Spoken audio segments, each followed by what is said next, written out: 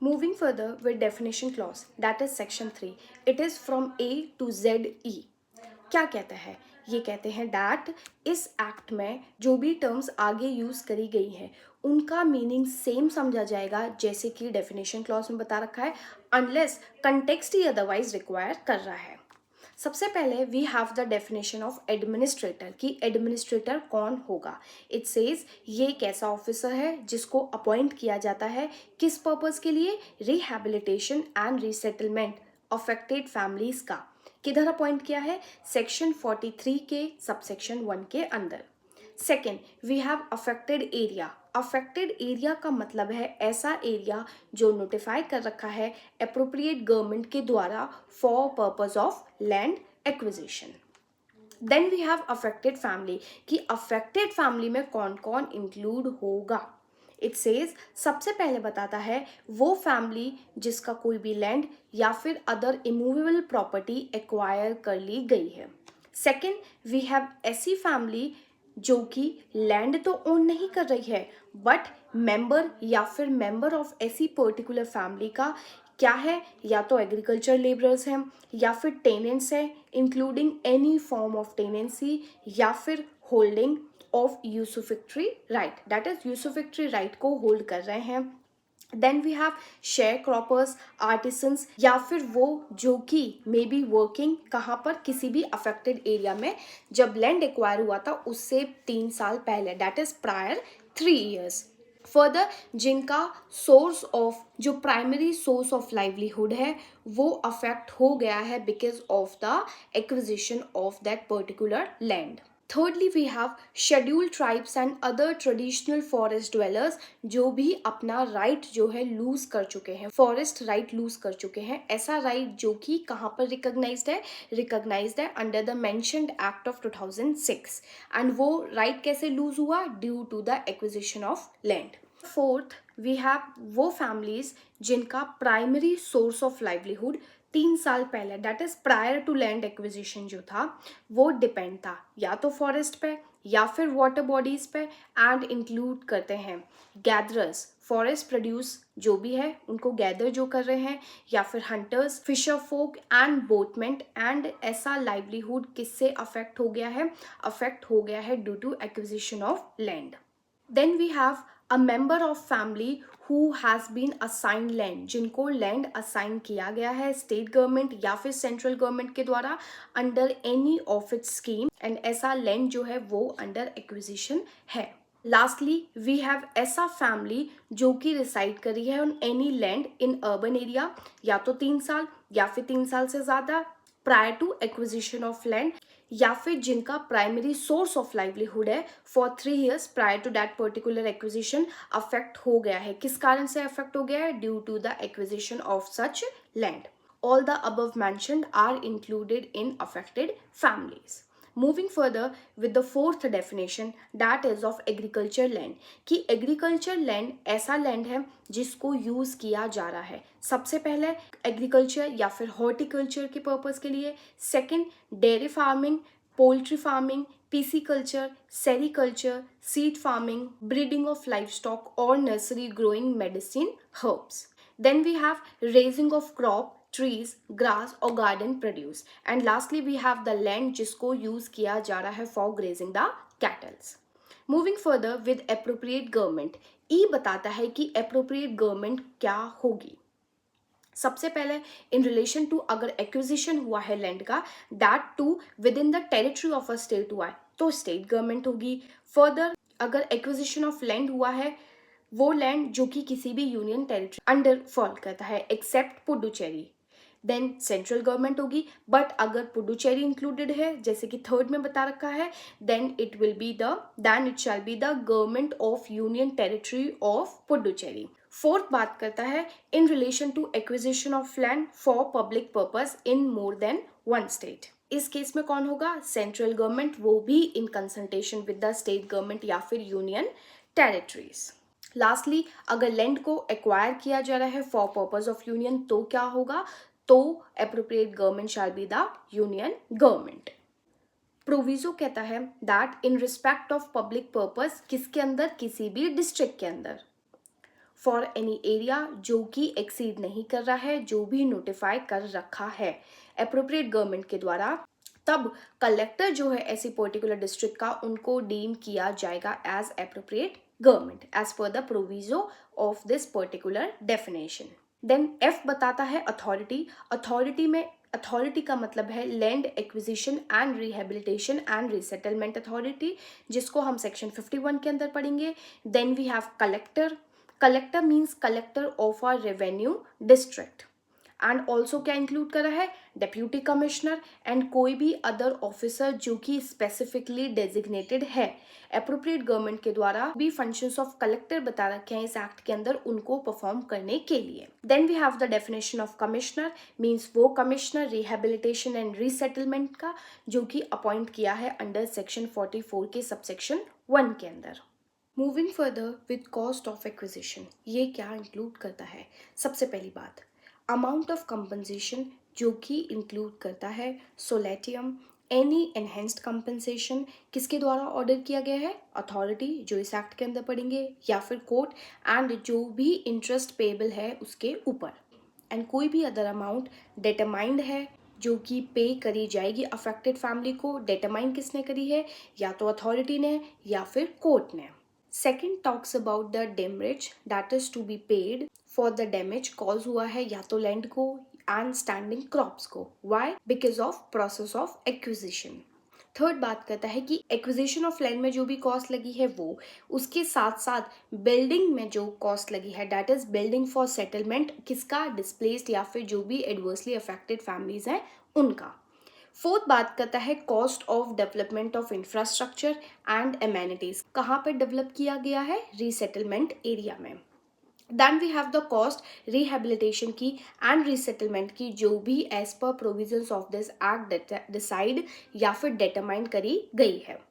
Then we have the administrative cost की administrative cost में क्या क्या इंक्लूड होगा। सबसे पहले बात करता है for acquisition of land including both that is in the project side and out of that particular project area not exceeding ऐसा percentage of the cost of compensation जो कि determine किया जा रहा है by the appropriate government। Then we have और क्या है एडमिनिस्ट्रेटिव कॉस्ट के अंदर इंक्लूडेड, ये कहते हैं that for rehabilitation and resettlement owners of the land का एंड जो भी अदर अफेक्टेड फैमिलीज हैं जिनका लैंड एक्वायर कर लिया गया है या फिर प्रपोज किया गया है कि एक्वायर किया जाएगा, या फिर अदर फैमिलीज जो भी अफेक्ट हुई हैं पर्टिकुलर एक्विजिशन ऑफ लैंड के कारण। Lastly we have the cost of undertaking जो कि कॉस्ट लगा था SIA कंडक्ट करने में that is social impact assessment study. Moving further with the next definition that is of company. Company का मतलब क्या है, ये कहते हैं वो जो कि डिफाइन कर रखा है under the company act 2013 other than the government company. Second we have a society जो कि रजिस्टर्ड है सोसाइटीज रजिस्ट्रेशन एक्ट के अंदर या फिर अंडर कोई भी corresponding law for the timing in force उस पर्टिकुलर स्टेट के अंदर। Then we have the next definition of displaced family. इसका मतलब है एनी फैमिली जो कि किस कारण से, कारण है acquisition of land has to be relocated, उनको एक्विजिशन ऑफ लैंड के कारण relocate and resettlement from that particular area to the resettlement area. Then we have the next definition that is of displaced family. इसके अंदर कौन included होगा, ये कह रहे हैं कि ऐसा फैमिली जो कि किस कारण से, एक्विजिशन ऑफ लैंड के कारण से उनको रीलोकेट होना पड़ा एंड रीसेटलमेंट एरिया के अंदर रीसेटल होना पड़ा। Then we have the entitle to act, कौन आएगा इसके अंदर, इट सेज दैट अगर इन रिलेशन टू पर्सन देखा जाए तो shall be deem to include जो भी पर्सन जो भी व्यक्ति आगे बता रखे हैं। सबसे पहले बात कर रहा है ट्रस्टीज फॉर अदर पर्सन जो कि बेनिफिशियली इंटरेस्टेड है विद रेफरेंस टू ऐसा particular case and to same extent, जितना उस एक्सटेंट तक ही जितना कि वो जो बेनिफिशियरी खुद है वो एक्ट करते अगर ऐसा कोई डिसेबिलिटी नहीं होता तो, that is could have acted if he was free from that particular disability.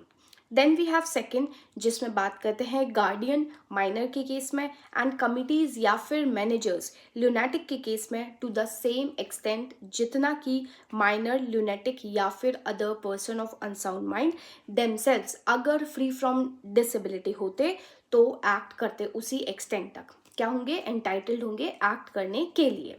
Then the proviso says कि जो ऑर्डर 32 सीपीसी का है उसके प्रोविजंस अप्लाई होंगे म्यूटेटिस म्यूटेंडिस इन केसेस वे पर्सन इंटरेस्टेड अपीयर हो रहा है या तो कलेक्टर के सामने या फिर अथॉरिटी के सामने बाय अ नेक्स्ट फ्रेंड की नेक्स्ट फ्रेंड रिप्रेजेंट कर रहे हैं या फिर guardian under the proceeding under this act.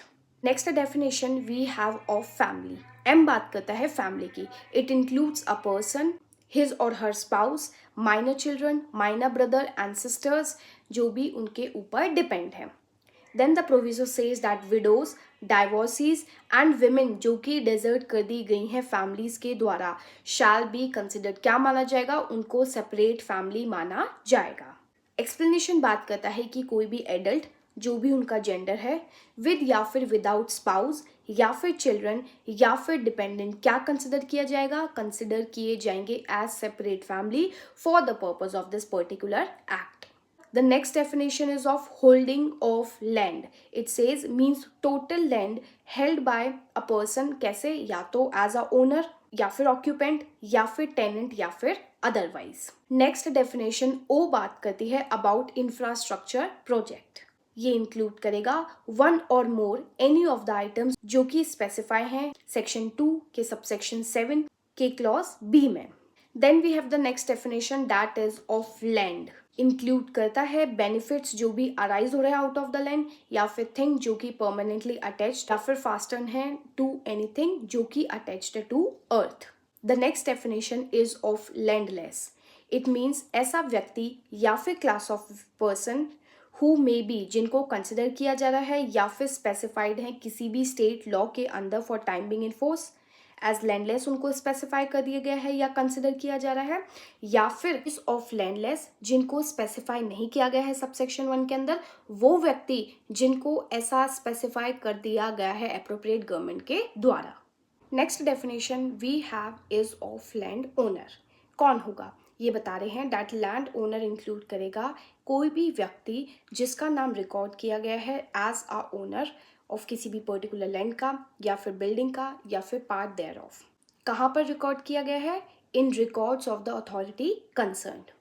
Second we have कोई भी व्यक्ति जिसको ग्रांट किया गया है forest right under the mentioned act of 2006 या फिर अंडर कोई भी other law for time being in force. Third बात करता है ऐसे व्यक्ति के बारे में जो कि एंटाइटल है to be granted patta rights किसी भी लैंड के रिगार्डिंग अंडर लॉ, स्टेट की लॉ है under any state law and also क्या इंक्लूड किया जा रहा है, include assigned lands. Lastly we have a person जिसको डिक्लेयर किया गया है एज सच या तो कोर्ट के द्वारा या फिर अथॉरिटी के द्वारा। Moving further, the next definition we have is of local authority. ये इंक्लूड करता है टाउन प्लानिंग अथॉरिटी जिसको किसी भी नाम से सेटअप किया गया है अंडर कोई सी भी law for timing in force, panchayat जो कि आर्टिकल 243 में डिफाइन कर रखा है, म्यूनिसिपैलिटी एंड म्यूनिसिपैलिटी जिसको डिफाइन कर रखा है 243 के अंदर under the constitution. Then we have the next definition of marginal farmer. ये इसका मतलब है कोई भी कल्टिवेटर जिसके पास लैंड है, कैसा लैंड है, अनइरिगेटेड लैंड होल्ड कर रखा है that too up to 1 hectare या फिर इरिगेटेड लैंड होल्ड कर रखा है दैट टू 1/2 हेक्टेयर। यू बात करता है अबाउट मार्केट वैल्यू, वो वैल्यू जो भी पर्टिकुलर लैंड की डिटरमाइन करी गई है in accordance with section 26। Then we have the notification, means notification जो गेजेट में पब्लिश होता है या तो इंडिया के या फिर स्टेट के, एंड जो एक्सप्रेशन है नोटिफाई उसको कंस्ट्रूड किया जाएगा accordingly. The next definition we have is of patta. इसका सेम मतलब होगा जो कि असाइन कर रखा है रेलिवेंट स्टेट या फिर सेंट्रल एक्ट्स के अंदर या फिर रूल्स या फिर regulation made there under. Moving further, we have the definition of person interested. It means हर वो व्यक्ति जो कि इंटरेस्ट क्लेम कर रहा है in compensation to be made किस कारण से, कारण है acquisition of land under this particular act.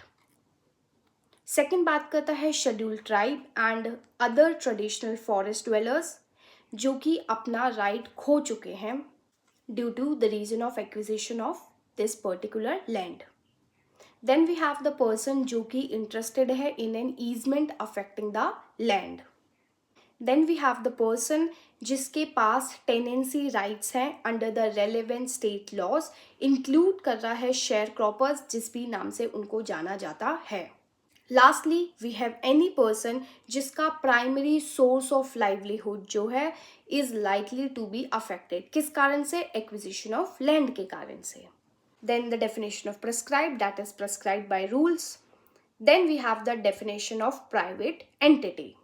Private entity का मतलब है कोई भी एंटिटी जो कि गवर्नमेंट एंटिटी नहीं है या फिर अंडरटेकिंग, एंड क्या इंक्लूड कर रहा है? Proprietorship, partnership, company, corporation, non profit organisation या फिर कोई भी other entity under any law for time being in force.